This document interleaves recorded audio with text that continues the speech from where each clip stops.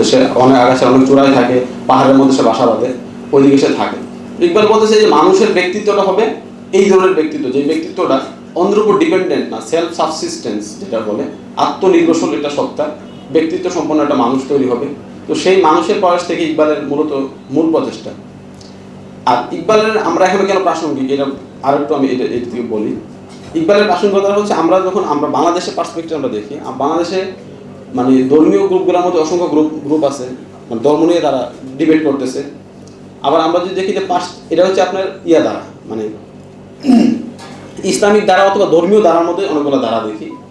আরেকটা হচ্ছে সেকুলার পন্থী যারা, যেটা হচ্ছে আপনার ইউরোপিয়ান ধারা। ইকবালের দৃষ্টিকোণ থেকে যদি আমি দেখি, ইকবাল বলছে দুই শ্রেণী আসলে মোল্লা কোন অর্থে, একটা হচ্ছে সৌদি আরব যা যা করে, পাশ্চাত্যে যা যা করে ওইটা আমি অন্ধভাবে ফলো করতেছি, এটা হচ্ছে সৌদি আরবের মোল্লা। আর একটা হচ্ছে ইউরোপ যা যা করে, কোট টাই প্যান্ট শার্ট পরতে হবে, তো এটা হচ্ছে ওইপন্থী মোল্লা। ইকবাল বলছে দুইপন্থী মোল্লার মধ্যে ঝামেলা আছে, গাফলা আছে, প্রবলেম আছে। ইকবাল দুইপন্থী মোল্লাদেরকে হিট করতেছে। হিট করার কারণ হয় কি, ইকবাল দুইপন্থী মোল্লার কাছে কিন্তু একটু থ্রেট চিন্তার ক্ষেত্রে। আবার যদি কেউ আত্মচিন্তাশীল হয়, যদি পারফেক্ট নিজের সত্তাকে বিকাশ করতে চায়, তখন ইকবাল আবার তার কাছে খুব হয়ে ওঠে, প্রিয় হয়ে ওঠে। ইকবাল খুদি কি বলে এটাকে প্রেম, ইকবালের প্রভাবটা ছিল মূলত থেকে। ইকবালের যেটা বলা হয় যে ইকবালের মানে প্রাচ্যের যে গুরু ছিল, আধ্যাত্মিক গুরু ইকবালের, সেটা হচ্ছে জালালউদ্দিন রুমি। জালালউদ্দিন রুমির বিখ্যাত একটা গল্প ছিল এই টাইপের, যে কোনো মানুষ যখন মৃগনাভির সন্ধান করে, শুরুর দিকে সে করে কি, মানে হরিণের পাকে ফলো করে। যখন সে মৃগনাভির গন্ধটা পেয়ে যায়, তখন সে হরিণের আর পায়ের ছাপ ফলো করে না, তখন কেউ ওই ঘ্রাণে সে ওইটার খোঁজে। এখন এটার মধ্যে দুইটা ক্রিটিক আছে। ক্রিটিকটা হচ্ছে ফিলোসোফাররা করে কি, মানে পা ফলো করে করে মৃগনাভির সন্ধান করে, তো আলটিমেটলি কিন্তু আসলে পায়ের ছাপ দিয়ে কিন্তু আসলে আলটিমেটলি মৃগনাভির সন্ধান পাওয়া যায় না একটা। তো বুদ্ধির চর্চার মধ্য দিয়ে অথবা ন্যাশনালিজমের মধ্যে সর্বোচ্চ যাইতে পারে পায়ের ছাপ পর্যন্ত। যখন পায়ে যায়, মৃগনাভির গন্ধ পায়, তখন কিন্তু সে পায়ের ছাপ ফলো করে না। ইকবাল বলছে ওই জায়গাটা হচ্ছে স্টেজ অফ লাভ, মানে প্রেমের পর্যায়ে। তো প্রেমের পর্যায়ে সে মানুষদেরকে বলতেছে প্রেমের পর্যায়ে আসলে কোনো নাই, কোনো ধাপ নাই, সে অনন্ত পথ যেন হাঁটে হাঁটে হাঁটে, মানে করতে থাকে, মানে আগাইতে থাকে, মানে তাদের কোনো স্টপেজ না থাকে, মানে ওই পর্যায়ে প্রেমের কোনো স্টপেজ থাকে না। তো ইকবাল ওই জায়গা থেকে বলতেছে যে তার बाले जिब्रील है सुबह अजल से मुझ में कहा जिब्राइल ने जो आकल का गुलाम ओ दिल ना कर कबूल। মানে সৃষ্টির শুরুতে জিব্রাইল ইকবাল রেশা কি বলতেছে, যে আকলের গোলাম, শুধু আকলের গোলাম, তখন তুমি তার দিল কবুল করবে না। তখন সে কার পথ ধরে হাঁটবে, প্রেমের পথ ধরে হাঁটবে। আর প্রেমের পথ অনন্ত সত্তার দিকে তাকে নিয়ে যাবে, আস্তে আস্তে ওই দিকে সে হাঁটবে। এই হচ্ছে ইকবালের আর কি। আর ইকবালের আমি ইকবালের হচ্ছে গুরুত্বপূর্ণ যে ব্যাপারটা বলছি, ইকবালের রাজনীতি এবং ইকবালকে নিয়ে রাজনীতি যেটা হয়, ইকবালের রাজনীতি হচ্ছে ওই যে বললাম খুদি বিকাশ চায় সে, এবং এই বিকাশ কিন্তু দল মত ধর্ম বর্ণ নির্বিশেষে সবার বিকাশ চায়, কোনো মুসলিম কমিউনিটি না, হিন্দু কমিউনিটি, সবার সে বিকাশ চাইতেছে। আর ইকবালের রাজনীতি হচ্ছে ইকবাল চায় যে এই পারফেক্ট হিউম্যান সুপারম্যান হবে, যে আল্লাহর প্রতি তার ভক্তি থাকবে, যেটা পাশ্চাত্যের যে ধারা ছিল, যে যেটা ব্যর্থ হয়েছে আপনার নিটশে এবং জাকল সারতে, তারা মানুষের পরম স্বাধীনতার দিকে নিয়ে যায়। নিতে গিয়ে মানুষের আর একটা কোনো থাকে না, মানে একটা তো থাকে, একটা মানে গুরু যখন আকাশে উড়ে, তার কিন্তু সে সপ্তম আকাশে উঠতে চায়, কিন্তু তার একটা নাটাই থাকতে হয়। তো সার্তিয়ান অথবা নিটশিয়ান যেই ম্যান সুপারম্যান যেটা আমরা বলি, তার কোনো নাটাই থাকে না, সে নাটাইটা ছিঁড়ে ফেলে। তো ইকবাল চায় কি সেটা নাটাই থাকুক, সে নাটাইটা কই থাকবে, পরম ঈশ্বর অথবা তার নিজের সত্তার ভিতরে যেটা থাকবে, ওইটার মধ্য দিয়ে চায়। তো এখন ইকবালকে নিয়ে রাজনীতিটা কিভাবে হবে, ইকবালকে নিয়ে যখন ইকবাল চাইতেছে পুরো পৃথিবীর মানুষ সুন্দর স্বাভাবিক একটা জগৎ ক্রিয়েট করবে, এর মধ্যে থাকবে। এবং ইকবালের শব্দ চয়নের মধ্যে সে যদি কোরআন থেকে প্রভাবিত, মানে তার মূল সোর্স তো কোরআন, তো কোরআন থেকে প্রভাবিত হওয়ার কারণে পাশ্চাত্যের যে ধারাটা আমরা দেখি, তখন তারা ইকবাল ওইভাবে নিতে পারে না, মানে এটা এক ধরনের অন্ধ থেকে নিতে পারে না আর কি। তো এটা হচ্ছে ইকবাল নিয়ে যে রাজনীতিটা চলে, মানে বাংলাদেশে বলেন অথবা ইয়াতেও বলেন, বেশি বাংলাদেশে আমি বলি।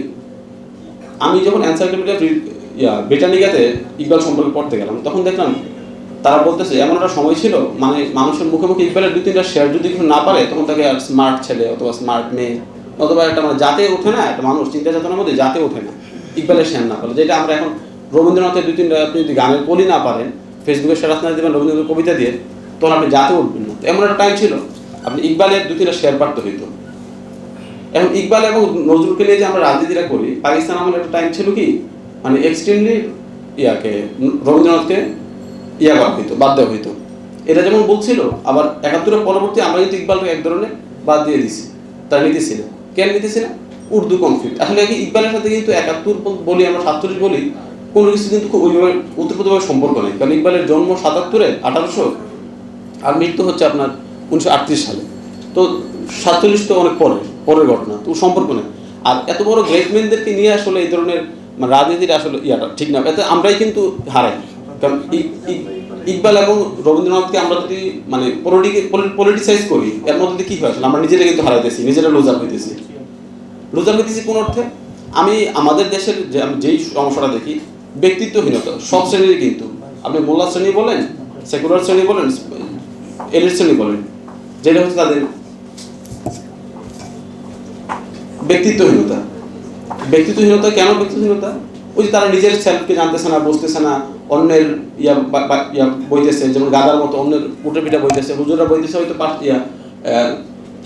হাদিসের রাওয়ায়টা হয়তো অনেক খুঁজতেছে, এখন সেকুলাররা খুঁজতেছে এক্সট্রিমলি ধারা, পাশ্চাত্যের জ্ঞান দ্বারা। তারা কিন্তু নিজে তার নিজের ভিতরে কি আছে, নিজের ভিতরে জগৎ সম্পর্কে জানতে চাইতেছে না। যেটা আমাদের এখনকার যারা লালন, তারা বলতেছে সমানে নিজেকে খুঁজো, সক্রেটিস তারা বলতেছে, কিন্তু আমরা কিন্তু ওইদিকে নাই। আমরা আছি ওই অন্যরা কি খুঁজে সেটা নিয়ে করে। লালন বলছে পরের তেলে আর বেগুন কতদিন বাঁচবা, এবার নিজের তেলে বেগুন বাঁচতে শিখো। এটা কিন্তু মানে ইকবালিয়ান প্যাটার্নই, অথবা তারারও নিজস্ব আছে, তো ওইটাই করতেছে। ইকবালের আরেকটা বড় হচ্ছে ইকবালের মানে ইকবাল ইউরোপে অনেক জনপ্রিয়। তারপর জনপ্রিয়তার বড় কারণ হচ্ছে ইকবালের চিন্তার মধ্যে অনেক প্রভাবশীল একটা চিন্তা ছিল প্রাগমেটিজম, মানে কর্মবাদ যেটাকে বলে। আমেরিকান যে সিভিলাইজেশন আমরা দেখি, সিভিলাইজেশনের বড় একটা ব্যাপার হচ্ছে তাদের প্রাগমেটিজম চিন্তাটা, যেটা জন্ম খুব বেশি না 1870 সালের দিকে। প্রাগমেটিজম যেটা আপনার ওই উইলিয়াম জেমস তাদের হাত ধরে আসা, উইলিয়াম জেমস, তারপর এই যে Carl parts, sender parts, John Dew, তাদের হাত ধরে আসা। এবং তাদের ছিল মানে কোনো একটা চিন্তা কখন মানে চিন্তার ভালো কি খারাপ এটা আমরা কি দিয়ে বুঝবো? চিন্তার ভালো খারাপ বুঝবো আমরা সেটার প্র্যাকটিক্যাল প্রয়োগ দিয়ে। তো ইকবালও কিন্তু তার reconstruction of religious thought in ইসলামের একবারে ভূমিকার প্রথম লাইনটাই ছিল যে Quran is a book which give emphasize deed than ideas.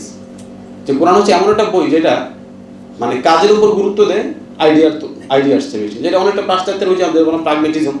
মানে আপনি যত বড় চিন্তা ভাবনা করেন, যদি আপনার একটা চিন্তা যদি মানে ধূপে মাঠে না ফিল্ডে না টিকে, তাহলে সেই চিন্তাটার কোনো মানে গুরুত্ব নাই। যেটা ইকবালের খুব ছিল। এটা একটা ইকবালের মানে গুরুত্বপূর্ণ, এবং ইউরোপের ইকবালের ভালো চর্চা করা হয়। আরেকটা ইকবালের বড় ছিল,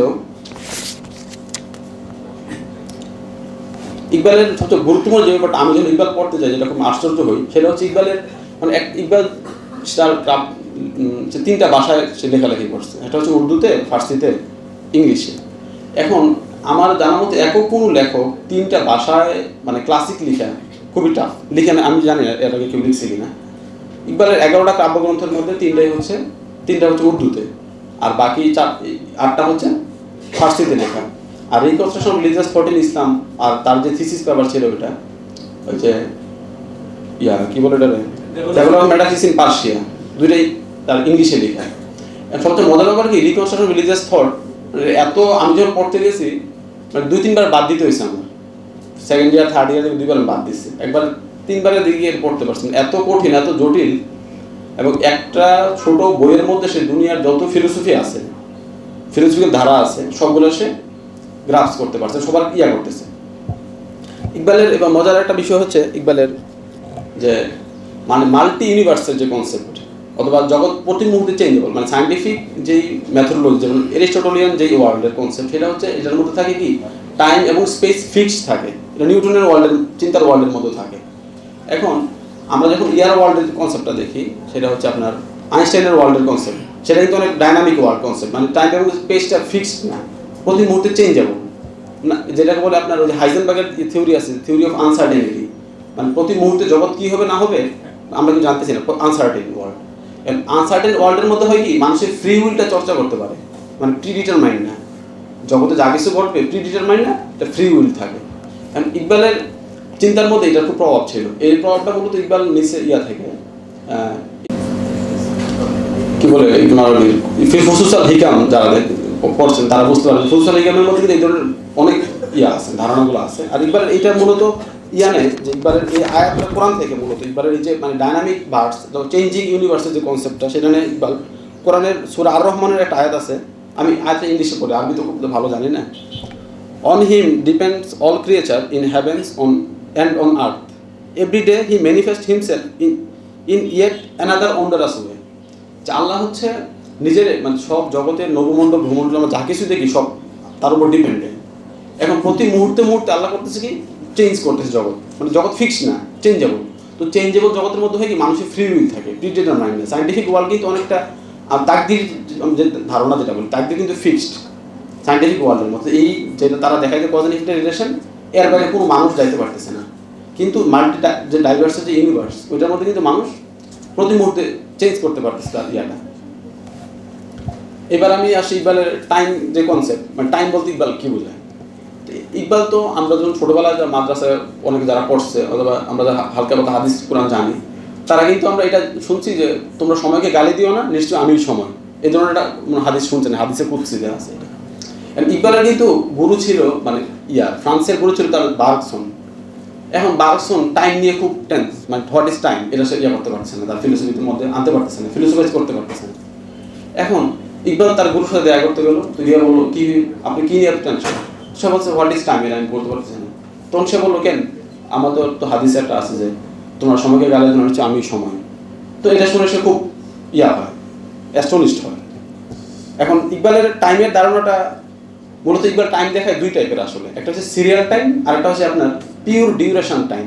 সিরিয়াল টাইমটার মধ্যে থাকে কি মানে পাস্ট প্রেজেন্ট ফিউচার তিনটা প্যাটার্ন থাকে, মানে এটা সরলরৈখিক টাইম প্যাটার্ন, এটার মধ্যে ডাইনামিসিজমটা কম।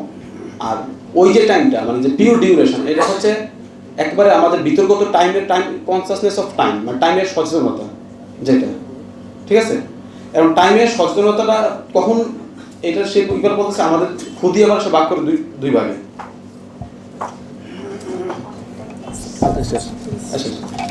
ইকবাল খুদি বলতেছে দুই ধরনের খুদি।